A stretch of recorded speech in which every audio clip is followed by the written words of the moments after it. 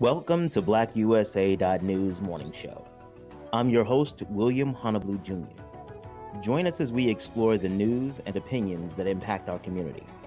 We break down how the major stories have a very personal, local, and racial impact. No topic is off limits, but even if the conversation gets rough, we're always going to keep it real.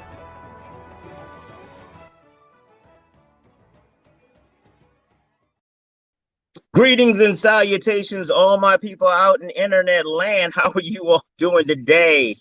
I am William Hanna Jr., and I have the privilege, nay, the honor of being the host of the Black USA News morning show.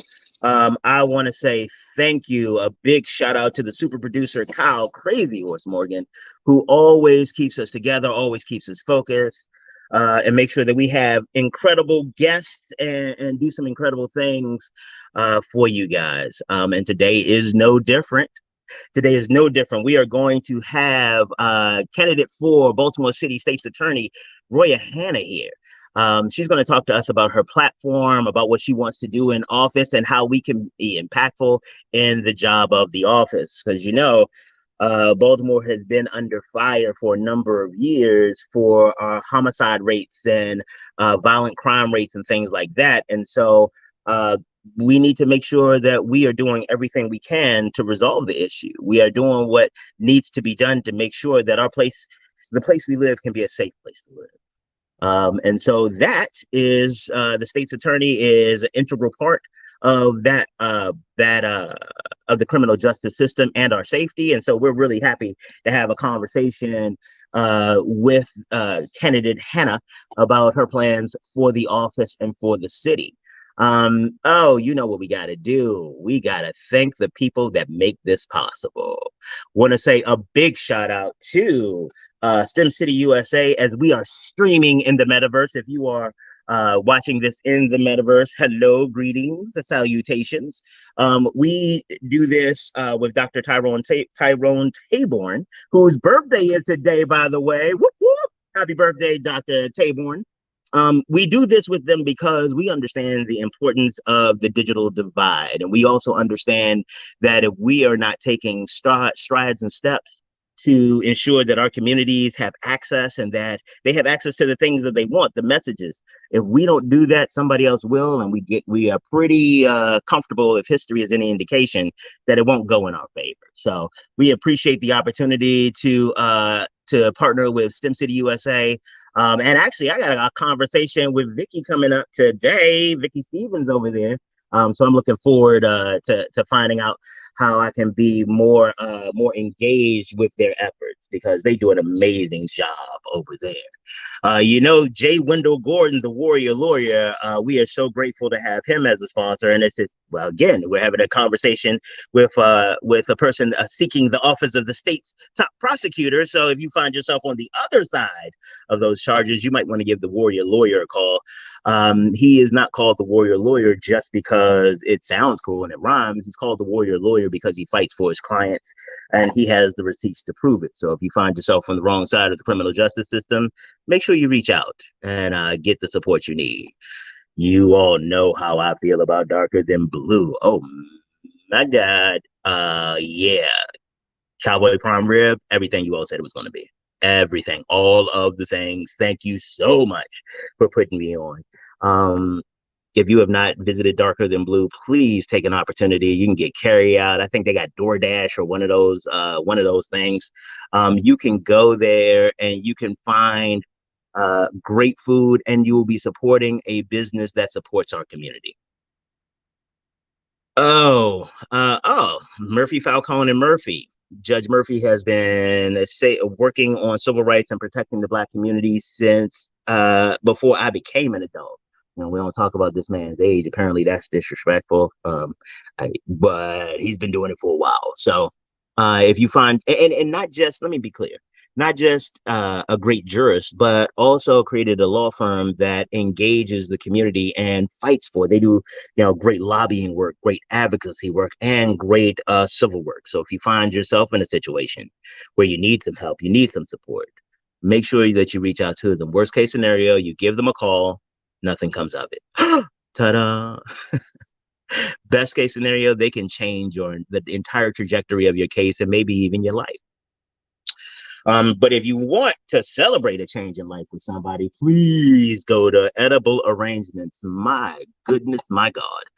The pineapple with white chocolate. Now, again, I tell you this, pineapple, finding consistently good fruit, that's not something everybody can do. And I told you, even Mama Hanna Blue, she's like, yeah, they do it good. Not as good as she does, but, I don't argue with her about that because she feeds me for free. But if you're going to have to go pay for some fruit, I strongly suggest that you head to Edible Arrangements because not only do they have top quality fruit that is consistently good, the candies that they put on top of it are amazing themselves. What do you all know when you want to celebrate with William? Where you got to go to Edible Arrangements. And what do you get, William? What do you get, William? Remember, pineapple covered with white chocolate. I mean, granted, let me not even front. I will take whatever you bring me from Edible Arrangements. I ain't even going. But if you want to make it about me, now if you want to make it about you, just go to Edible Arrangements. Gives me anything. But if you want to make it about me, ensure that somewhere in there's some pineapples covered with white chocolate. Oh, and if you want to put some strawberries covered in milk, you know what? I'm gonna stop. Because I don't think they paid for this much time. I got to be honest, because this is all right. So, but I know who did. Me, the Grinding Gang. That's my company. We help businesses go to the next level. If you are brand new to owning a business or entrepreneurship, you need help. You may need the help that we can provide. Like, do you know whether do you need the 501c3 or should you find a resident agent? How do you build out a board? How do you do these things? And we can help you figure out how to make those decisions.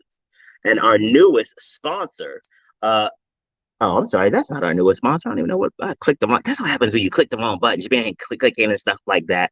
But our newest sponsor, I Am Black Wall Street, by Donnie Glover, the founder and CEO of BlackUSA.news, has written a book on Black Wall Street. And he took a different approach because there are a lot of people who talk through what happened, the tragedy that made Black Wall Street actually made a name concept and the American knowledge base. Not only was he able to do that, he looked back how people got there, and that was a really big deal. And so, looking at how they migrated to this house, how they stepped up, and how they created the place that got destroyed. So it's a really wonderful take. And guess who does the Ford? Judge William Billy Murphy. See how that works? Everything comes back together. Oh, my goodness. You know what? We are also doing the Perfect Pitch Planning Program to give small businesses an opportunity to learn how to step up their game. And you know what? I'm going to stop talking about it, and I'm going to let me tell you about it myself. Hi, my name is William Hanna Blue Jr., and I have the privilege of being the host of the BlackUSA.news morning show. BlackUSA.news has partnered with the DM firm, the Grinding Gang, Be More News, and DM Global Marketing and PR firm to bring you the Perfect Pitch Planning Program. The program will help business owners develop the skills to compete and present a detailed plan to open or grow a business. During the program, you will learn how to create an entrepreneurial mindset, how to clarify and communicate who your target customer is, how to design your business model to meet your customer's need, and how to create realistic financial projections. The first session will be held on February 19th from 12 noon to 3 p.m. Eastern Standard Time. If you register by February 10th, you will receive an additional $50 discount. If you use the promo code BlackUSA.news, you will receive an extra 10% off. If you are ready to take your business to the next level and save some money, act now before prices rise. This program is sponsored by the book I Am Black Wall Street by Donnie Glover, with a foreword by the Honorable William Billy Murphy Jr. So if you're ready to get your business game up, if you're ready to figure out how do you present yourself to entrepreneurs, to investors, to bankers, then check us out with the Perfect Pitch Planning Program. One last shout out before we get to it. Big shout out to Ayana Jones. She is a 12-year-old ballerina. And we're gonna give her a shout out because yesterday, I missed it. Yesterday was Ballet Day, National Ballet Day. So, she's the only ballerina I know right now. So I wanted to give her a big shout out to celebrate Ballet Day. So we have an opportunity today to interview, to talk to, and to find out more about the candidate for state's attorney for Baltimore City, Miss Roya Hanna. So we're going to bring Roya to the studio. Hey, how you doing? Hello, good morning. Good morning, and how you doing? Wonderful, thank you. So first, thank you for joining us today. I am very grateful for the opportunity to talk to you and really kind of get your sense about where the city should be going. And oh, yay, Shonda says yay. So this is awesome. So to find out where your candidacy is, who you are as a candidate, what you plan to do, and those types of things. So normally I do a lot of talking because I have opinions on a lot of things. But today I think I'm going to take it back a little bit and then just kind of learn about you with our audience. So first, just tell us a little bit about yourself. Well, I was born in Haiti. My parents worked for a State Department. So I lived in 8 different countries: Haiti, Samoa, Tanzania, Czechoslovakia, Morocco, Canada, and Israel. Okay. And I came to Baltimore for law school, and I fell in love with the city. And I eventually— Where'd you go to law school? I went to Maryland. Okay. I'm a UB, Maryland but girl. okay. You UB, so but it's okay. It's okay. You're still a good person. We still like you. Well, thank you. So I eventually, after law school, I went to the National Center for Community Prosecution and Gun Violence Prevention. And what we did there was we went around, we looked at gun violence programs and community prosecution programs around the country.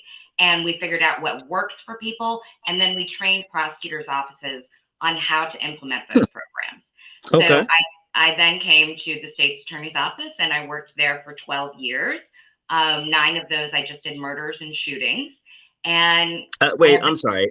We're not just going to bypass the fact that you said you just did murders and shootings. Like so one of the things I realize happens with a lot of people is that there's a recalibration that happens because of your level of expertise. And I just want to make trials. Yeah, I did not. No.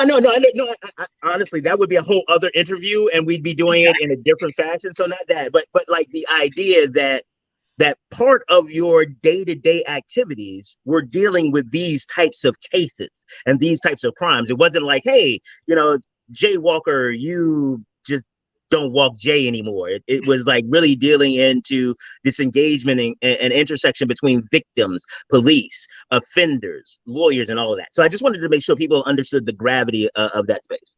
Yes. I mean, a lot of what we did was working with victims in the shooting arena. And, what we found was that a lot of people were not very cooperative. They gave initial statements, and then they didn't want to be involved in the process. And, it was finding ways to make them more comfortable with that, and to find ways to proceed with those cases. And in homicide, obviously, it's a very different animal. Right. You're dealing with families, and you're also dealing with uncooperative witnesses sometimes. Yeah. But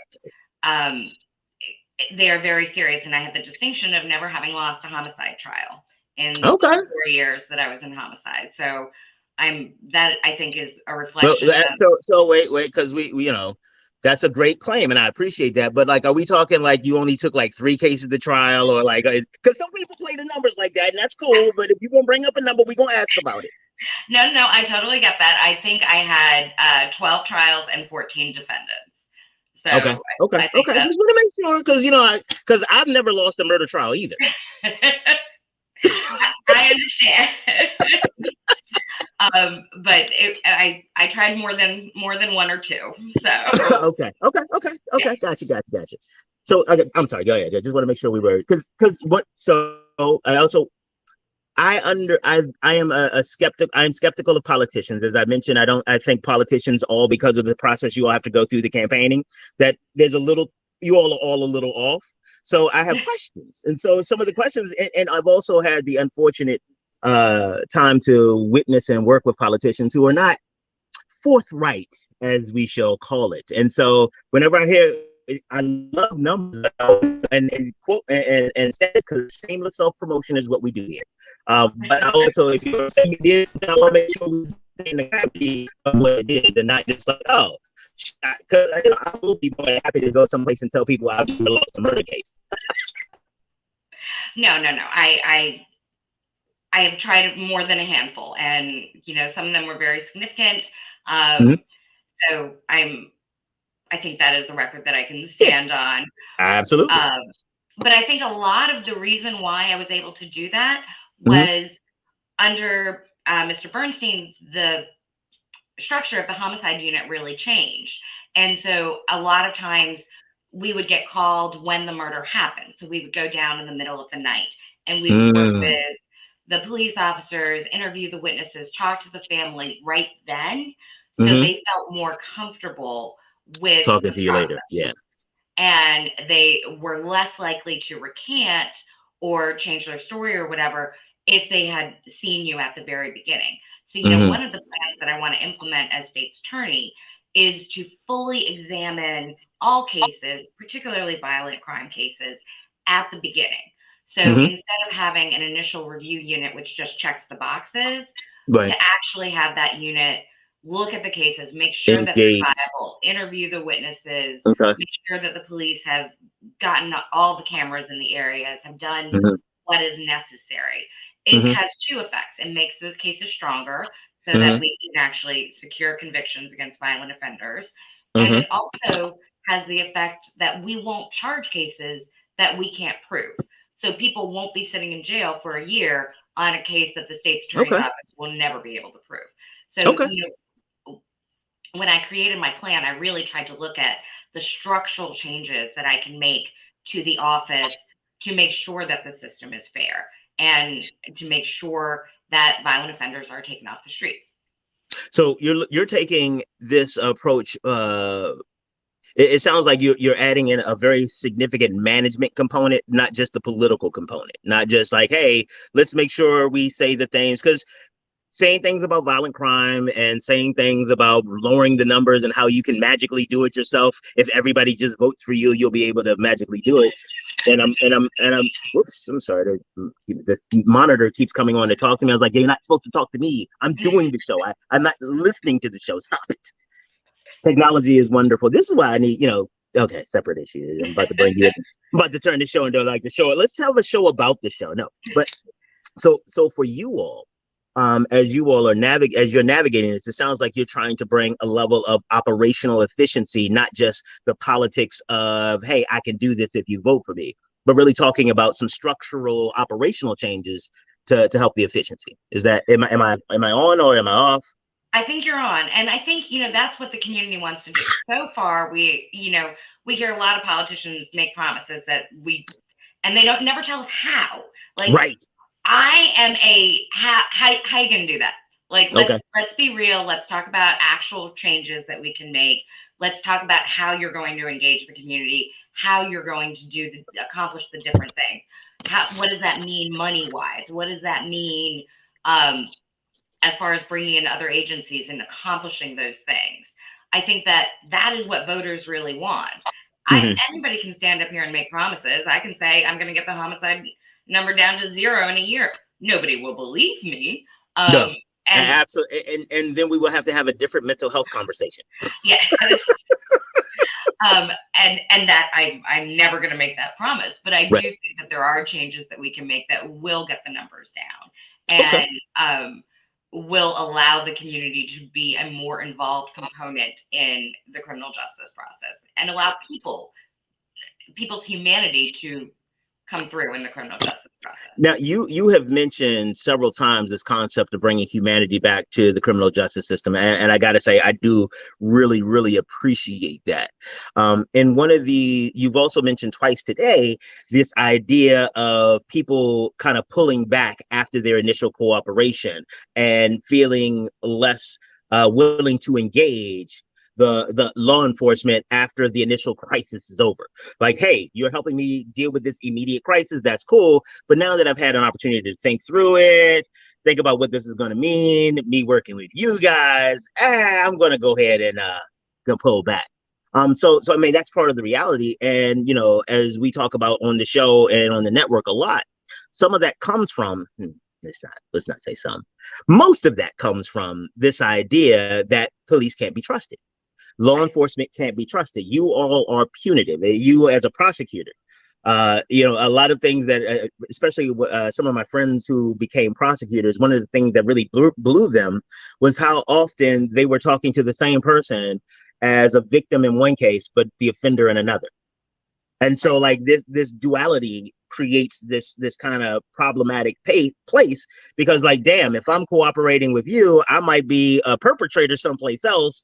And so this whole engagement with law enforcement, and because it's only seen as punitive, there's no community trust. There's no real engagement in the community, because it's like, oh, we just need you for the function of making the crises leave, but not really dealing with the underlying problem. So how are you as state's attorney, or is there anything you can do? Because, we've had many politicians in the last few years in Baltimore be very clear about what they will not be able to do and what they cannot affect. So, and I appreciate that, because, it gives me a level of an ability to calibrate. But for you, what can we do? What can the office do to kind of bring back some trust between people and the process?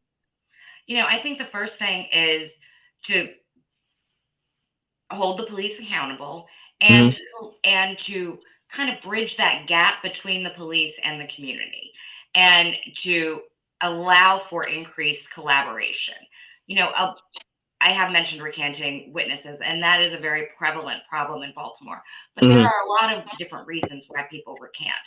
Sometimes they recant because they're afraid. They're genuinely afraid that they're going to face retaliation. And they should be in some cases. Let's not pretend that it's just something that they're, in their head. No. Right. So I think in order to kind of lessen that fear, we need to make stronger cases, right? Because if a witness doesn't think that everything about the case falls on them, they are going to be reassured that the person is going to be convicted and have consequences and won't be able to retaliate.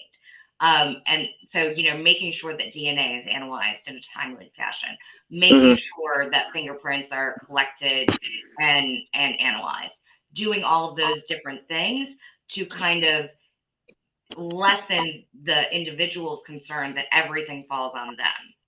Right. Okay. And to really emphasize to people that witness intimidation is going to be taken seriously. I have the distinction of getting the most amount of time for a witness intimidation case in Baltimore City. Okay. Because this is something that we have to not tolerate. The system doesn't work when witnesses can't tell the truth.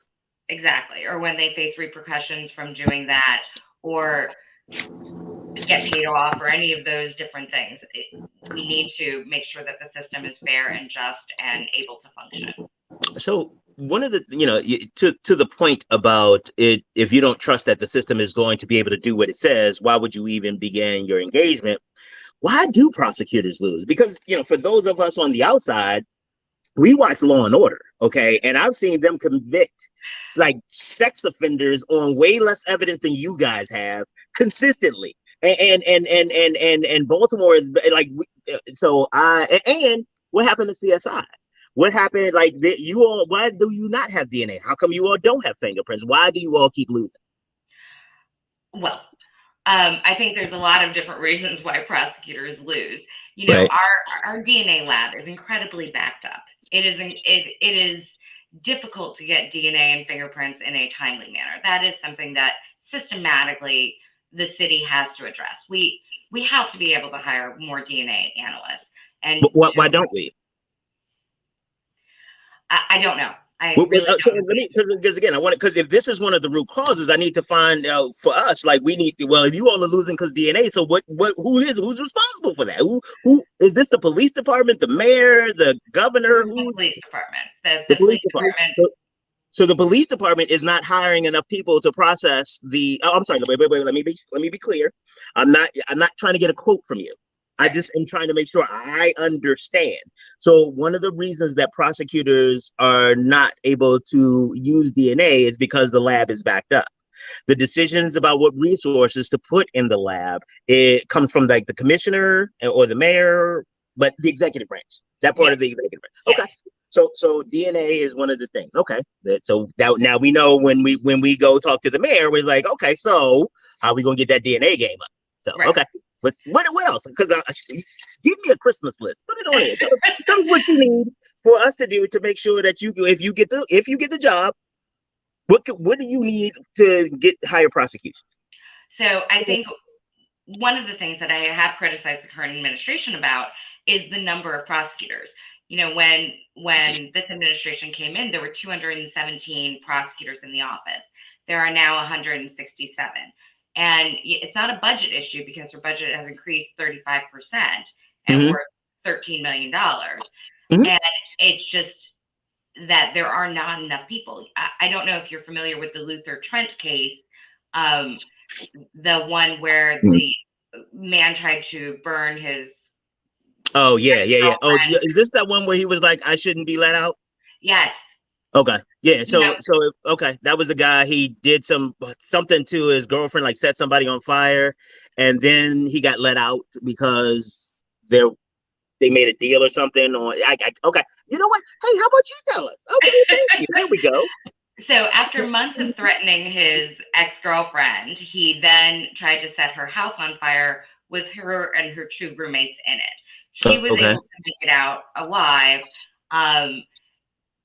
Ultimately, he received probation for that case, despite the fact that it was charged as 3 attempted murders. Right. And he then went on television and said, I should be locked up. Right. This makes me seem like, I can just go out and blow somebody's head off and there's no consequences. And that case was ultimately overturned. The plea was vacated and he is currently back in. So let me make sure I understand. So the defense attorney and the prosecutor's office got together and said, hey, let's go ahead and give this man probation, let him back out. They took that to the judge and the judge was like, yeah, cool, I'm good. Sign off on it. You can leave. He got outside. He said something stupid. And then the judge was like, oh, nah. What I meant to say, no, you're right. You should be in here. So yeah. It was a little bit more complicated than that. The victims filed. Victims have constitutional rights in Maryland. This is something people don't talk about at all. But they have constitutional rights to be heard before any decision is made about their case. And so the victims filed a motion to vacate the plea because they were not heard before the decision was made. So the judge agreed that she did not give them their due rights and their constitutional rights, and she vacated the plea. That's.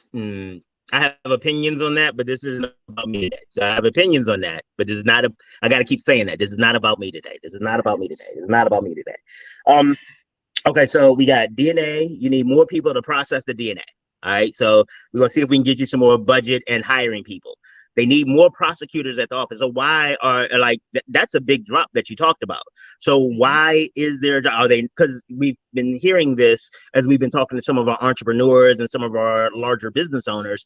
One of the challenges, like this whole workflow challenge or workforce challenge, is a really big thing. So is that one of the issues about getting prosecutors, or what do we need to do to get more prosecutors on board? Because let's go get them. Especially if you got the money, what do we need to do? I don't know. I honestly don't know what the issue is. I think that, a lot of prosecutors have, like myself, I left under this administration because I felt that politics was more important than the business of prosecution. That was my driving force to leave. I didn't want to just be focused on politics. I really wanted to do the work and, I was in homicide at the time, so to hold murderers accountable. And so I feel like a lot of times prosecutors in that office don't feel like their work is valued, which is why they're looking to leave and go to other agencies. A lot of them have gone on to be prosecutors in different jurisdictions. And it might be a money factor, but I don't think it's all a money factor, because Baltimore City does have one of the higher starting salaries for prosecutors in the state. Prosecutors. So I don't think that's a money factor. Okay, so when you come back, you gotta tell me what the factor is and how you're gonna fix it, because otherwise you get the job and it's still open. Okay, so we got DNA, prosecutors. What else do you need? Because it sounds like money is not really an issue for that office. I mean, just based on the increase in budget, I don't think that is the primary issue. So what else would you need? I think you also really need community support and community to be involved. You know, when I worked for the National Center for Community Prosecution, what we would tell people is you have to go out there. You have to meet with your community, ask them what they need, and then find creative ways of giving them that. Because if a community feels like the government is actually functioning and is actually attending to their needs, they will not allow crime to be in their streets, right? If they feel like this is functioning, they give more information. They help the police. No, wait. Let's because I again want to make sure that I'm clear, because it sounds like the way that you phrase that is that the primary impetus or the primary thing that is missing in the community is the role of government and government operating effectively. And so again, that's what I'm clear about, because it sounds like, you know, if the government did, because I don't want people to kind of see it. Like, if government said we start doing close, everything will work. It's kind of like, if I start eating healthy, I'm going to lose weight and look like like a Hemsworth. So there's certain things that are not reasonable without like surgery, major economic investment. Because I mean, with enough surgery and genetic manipulation, I could look like a Hemsworth. I'm sure you could. But do you realize that we're talking about GDP type budget investment at that point? But so it's possible, but a lot of times we get on that possibility and realize that we don't have GDP money to make that type of transformation. So it sounds great. So tell me, what does that community engagement look like, or what does that government function look like that changes and transforms the community? Because I just have never seen it. I mean, I think it has been done, but I think maybe I wasn't as accurate as I should have been. But you know, the thing I love about Baltimore is that we have so many nonprofits. We have so many nonprofits and different community groups that are working to make the city better. But oftentimes they do not. There's a lot of overlap. There's a lot of different people doing the exact same thing, and with more coordination, I think all of it could be more efficient. So it is not just government coming in and being a heavy hand and fixing everything. It is using those creative approaches and connecting different agencies, connecting the community groups, the key players, and kind of breaking that bridge to solve the problems. Some of the challenges, especially in Baltimore, the nonprofit community, it is the knowledge of the duplication. It's duplicated by design. There are overlap by design. Some of it has to do with the fact that there are populations that need greater enhanced services. So while your organization and my organization may be doing the same thing, the reality is that you're doing it in West Baltimore. Nobody from East Baltimore is ever going to come to your organization ever, because you're in East Baltimore. That's just not going to happen. And so there is this duplication of effort. But again, when you're talking about this coordination, I'm hoping that we're talking about coordinating it from a community perspective, and the community needs perspective, not just the operational efficiency. Because my concern is, okay, just want to make sure. So in community prosecution, what we would tell people was the most effective way is start small and work on a community in just say a mile radius, and really build up that community and make it stronger, and then kind of expand out from there. Because if people aren't seeing the changes, they're going to lose hope, and they're going to lose interest in working with the program. So that is why we would always tell people, start small, start with a group that you can really impact changes. And so that is one of the things that we need to do is to bring back the community engagement and really help people to rebuild the neighborhood. block by block. Absolutely. And so as we're talking about that, when we talk about the fact that there are so many nonprofits in Baltimore and so many people doing these things, then it begs the question, all right, so, and we elect you, and how does that change the fact that any of these facts? So we already have the nonprofits. We already have leaders who've been gone through and been tested or whatever. We've had, as I've been in Baltimore, and this is not where I am from, this is where I choose. I've been here. Oh wow, 30 years. It's like when you do the math, it's like, yeah, no, I should. It's been 30 years. Okay. Wow. I like to think I'm only 30 years old, but Right, because that's the intersection for me. It's like, wow, that means that was, huh. All right, I'm counting in decades, and it's more than one. It's okay. I apologize. Sometimes you all come on here, and then I catch an epiphany in the middle of the show, and we have to take a moment because mental health is important, and I don't want to just bypass. Now I think I forgot what I was going to say, but oh, right. So we have all of these things here. And so I've been here in Baltimore and I've seen zero tolerance. I have seen community engagement. I've seen community policing. I've seen things that are said to be community policing, but are not. I have seen consent decrees. I have seen different types of engagements. I have seen. And people keep saying, and we have had all of the resources that you're talking about the entire time. The names of the nonprofits may have changed, the leaders may have changed, but nothing else has actually changed. So when we get the community support and involvement, what does that look like? Because now we got DNA and getting more of these operational pieces done, the number of prosecutors. So we're dealing with the workforce issues. So we're looking at systemic operational issues. We're looking at workforce, and now we're looking at customer issues. So again, so I'm an old school business consultant. And I don't really know how to do a whole lot else. So everything comes back to business. Like even in relationships, people are like, why do you always talk about it like it's a business? And I'm like, because that's all I know. I have one trick. And so let's use that trick. So as a business, we're talking about operations, workforce, and now we're talking about customer engagement. But one of the problems is that you are the authority to the community. You are, to many of your customers, you are the problem. That office is the problem. Real talk. Not even about crime prevention, but your office has destroyed my family. Your office has destroyed my community. So you take the all of the stuff you had to do was not you. We've had homicide. If you did this job, we will have had homicides way before we got here. You actually helped us before we deal with them, and they will have homicides then. So what is different? How do you engage the community when some of the community believes that you're the problem? Sorry, that was a long walk for that. That's okay. I understand that people are concerned about that, but I really think that the prosecutor's office can do both, right? Okay. You can engage the community and keep the community safe. And you have to do both, right? You can't just look at, you have to be one or the other. Either you're completely let everyone go or you send everyone to jail forever. Neither of those solutions are going to work because they don't take into the fact that the people who commit crimes are people. And you have to look at the underlying issues that are causing people to come into the criminal justice system.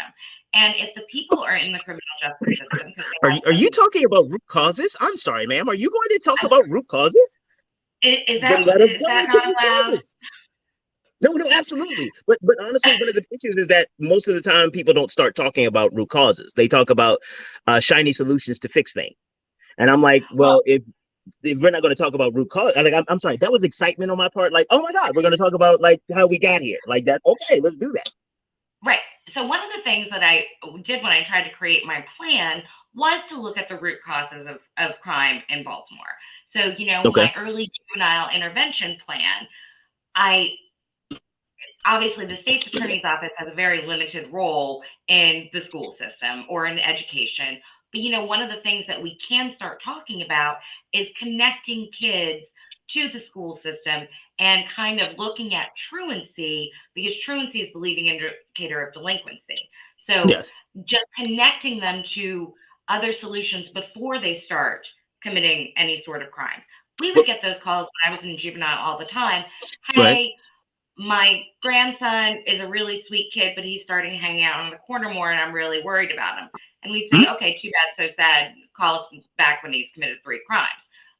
And then we'll start to provide him services and different things that he may need. It's not an us versus them mentality that we need. We need to say, okay, this is a problem. We know where it could potentially lead. How is the state attorney's office going to contribute to solving that issue? You know, I have a community business task force because jobs are a public safety issue, and we have to find ways of growing our small businesses. So how can the state's attorney's office solve the problems of small businesses with respect to crime? You know, our current administration has had specially assigned prosecutors for the stadiums and casinos, the mega $1 million businesses. We haven't done anything for the mom and pop corner shops or the hairdressers or any of that. And we need to look at what do they need to become better. We know that blight is a big problem in this city. That and what is? Blight. Oh, yeah, yeah. Neighborhood. So in Philadelphia, there was a study that showed fixing vacant lots and making them pretty reduced gun crime costs. For every dollar that was put into fixing a vacant lot, saved the city $26 in gun crime costs. That is a huge difference. And so if we just start looking at ways that we can use community service to improve vacant lots and doing those different diversion programs to improve our community, maybe we can start to solve the underlying issues. So one of the things about as candidates, because I like to calibrate, you know, I can calibrate appropriately, so what my expectations are. But a lot of the solutions that you're talking about, not only on paper, but there's evidence that they've worked. And you know, no disrespect, but you're not the first person to think of these. And so that's how we know that they work. They somebody else thought about them, did them, and so. What's different about you that will make this happen? So, and one of the reasons I asked this is that using the last presidential election as a metaphor and an example of it, there was this significant repudiation of Trump, and Biden became president. So I never try to pretend that everybody wanted Biden, like Biden got everybody excited. They repudiated Trump, and Biden became president.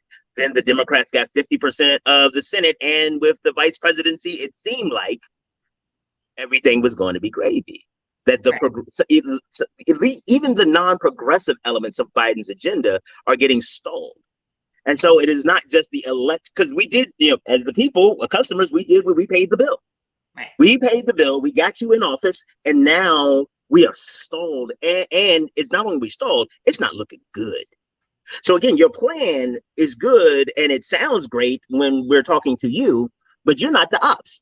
The ops are in city council. Ops are some of the small businesses that you want. Ops are the other prosecutors who are looking for a top job. Ops are the people who have underlying things, and also the people who are paying and contributing politicians, and the ones who are doing crime. All of these people, and here's the problem with some of them: you don't know who they are. They are and some of them may used to have been your friends. And so as you are navigating into the space, what makes you able to handle that? What you know, us following, let's say we look at your platform and we're like, oh hell yeah. Oh, we want that Roya Hanna stuff. Like that is what we're talking about. We look at the plan, it's like, my God, this is everything that I have wanted for my city. But it's a plan. The city council has to be on board. The mayor has to be on board. The police commissioner has to be on board. The comptroller and the board of public works in Baltimore, board of estimates. Like all of these places have to be on board. You've got one office. So how do you do it? Well, I mean, yes, all of those people do have to be on board, but all of those people, in theory, want to say for Baltimore, right? And no, I will not go along with that. No, absolutely will not go along with that. I think Mayor and city council? I think some of them some of them will be happy for a state of Baltimore, a safer Baltimore. But what some of them want is the preservation of their job and the movement along the political ladder. If we're going to talk about something, like I said, I ain't going to keep it 100, but I'll keep it 85, because you have had too many people in the same offices and too many types of people in the same offices for too long to have this be a bug in the system. That's why I say this is the way it's designed. Like, if it's like, anytime you have to keep saying this is not who we are, it is who you are. And so that's where I'm at. It's like, I'm not going to pretend anymore that magically this will be fixed. There is no lottery ticket. There is no winnings. There is no magical thing. There's no piece of legislation for me. And there is no one election that's going to do it. So I want to make sure that as we are getting in with candidates, that I find out what I need to do. Because if I like what you wrote down, I also need to know what I need to do to make what you wrote down happen, because I can't hold you accountable if I'm not making an investment. Right. Sorry, well, I still made this about me. Oh, wow. That's something I should probably talk to my therapist about, but I'll do that Monday. It's okay. I think that, yes, there are a lot of people in this city who it's become so institutionalized or entrenched that we're never going to be able to change things. And that's one of the reasons I'm running, because I'm not a politician. I don't have, the big political backer. Don't tell me you're not a politician while you're running for office. That's I know, it's really weird. But I was a worker bee, right? Like, I kept my head down, I did my work, and that was that. And, I'm attempting to do this political thing because I think we need a worker bee. We need somebody who's just going to go in and get the job done. I don't care about stepping on people's toes. If it happens, but that's part of the problem, though. That I see, that's part of the challenge, is that we elect people who are not part of the establishment, and then the establishment has hands. Like, the establishment can throw blows. And what I have seen, and again, I don't classify you as one of the naive politicians who think that So I am a little bit of an optimist. That optimism and naiveness not the same thing. So, like, you do have optimism, but honestly, that's one of the reasons I think that you are still focused on the possibilities. But I think that some of your colleagues have been entrenched and trained through the process enough that they don't see the problem. They have not been socialized. This is just the way things are. You think it could be better? Just the same reason that the kid in school doesn't think it's that big a deal to pass, the SATs. Come on, y'all. Nobody in my neighborhood goes to college. If best case scenario, I'm going to be CCC. So why am I going to invest more? And so you're asking people to put their elections and their jobs and their reputations and Fox 45 every night on the line. Why would they do that? Why would they follow this example? Why would they follow your plan? Because you're going to need their help. Because the city has to become better. We can't. Honestly, the city is dying, right? We're losing people. We're losing jobs. We're losing neighborhoods. Yes. And not new, though. I know, but it is getting rapidly worse, and we need a change. No, not rapidly worse, because 10, 20 years ago, we were losing 10,000 people a month. And I think that I mean, hell, we can't lose 10,000 people a month anymore. We don't have it. And so, that the development from downtown and the integration of all of these resources in targeted populations, again, this is not a problem with the system. Our system, Baltimore City, is designed for this. We invented redlining. Like, I'm thinking it might be time to stop saying that this is broken and we need to fix it. No, it's not. It's not broken. Like, my car, if I have duct tape keeping my door closed on my car, at a certain point after about 6 months, and I'm gonna talk about myself, it's not broken anymore. This is just the way it is, and I don't have that car anymore, so don't judge me too harshly. And I was young and didn't know any better, but it wasn't broken anymore. That's how it gets down. You have to get in through the window. And I think the problem is that we have so many people in Baltimore who have been getting in the window for so long. The idea of the resources that are necessary to fix the damn door. And I appreciate your optimism, but I met them. I saw it when they started and how they were going to build the car and fix it. And now the people who will be your colleagues, they don't even think about just sliding in the window. And then they complain about it. It's like, well, what you want me to do? I didn't break the door. Yes, and we see that all too often. I'm sorry. So if you keep seeing dollar amounts flash on the screen, I have a challenge with profanity apparently, and it happens. And so some of our listeners are calculating what my fine should be. So it goes to charity, so I don't feel that bad about it. But it actually is taken away from my darker than blue and edible arrangements money. So okay. I'm trying to get better. So that's why they keep. If you see that happen, that's what that is. I hear you. Well, as far as the system being broken, that's why so much of my plan is focused on what the state's attorney's office can do. Because I may only be one agency, but if I can change one agency, maybe that will give enough hope that other agencies will realize that they can change, and other communities will realize that they can change. Because again, it's starting small, starting with what you can control. I can't control generations of redlining and racism and structural issues. I can't. I am never going to be grandiose enough to think I can fix everything. But I appreciate that. One agency, and maybe that agency can help contribute to the other issues. Okay. Let me see. Okay, I'm looking at my questions. Like, look at this. We went through stuff. Okay. All right. So you look at you. You actually got through all my official formal questions. We got professional stuff and some wild stuff. So then one of the things that somebody said once, and I think it's really great political advice. They said people vote for someone that they're comfortable going out and having a drink with. Now, whether that drink is coffee, wine, or scotch, that's up to you.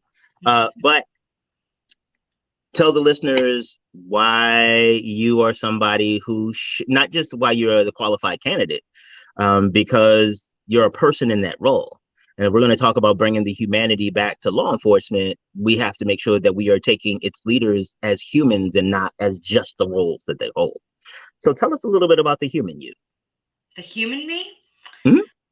Well, like I said, I grew up everywhere. I have great stories from all that, going on safari, learning how to drive, and with the lions and the elephants and, all of that sort of things. So that's provided with great stories. I'm sorry, you just said you learned how to drive with lions and tigers and bears. Oh my!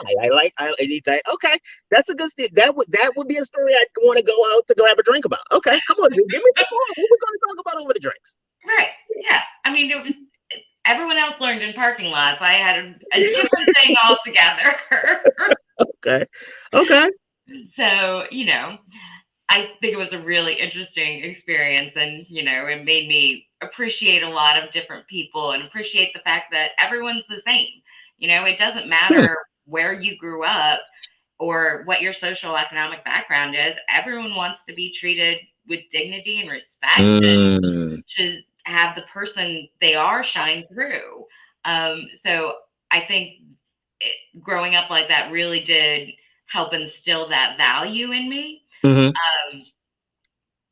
And as far as life now, I run my own practice. I have my office is downtown. I have 2 dogs. I'm a big dog person. If anybody goes on my Facebook page, it's all dogs all the time, but that's okay. What kind of dogs you got?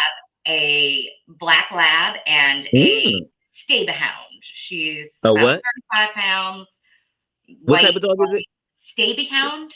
Oh, I've never heard of that type of dog before. What are the names? Allie and Maple. Allie is the black lab?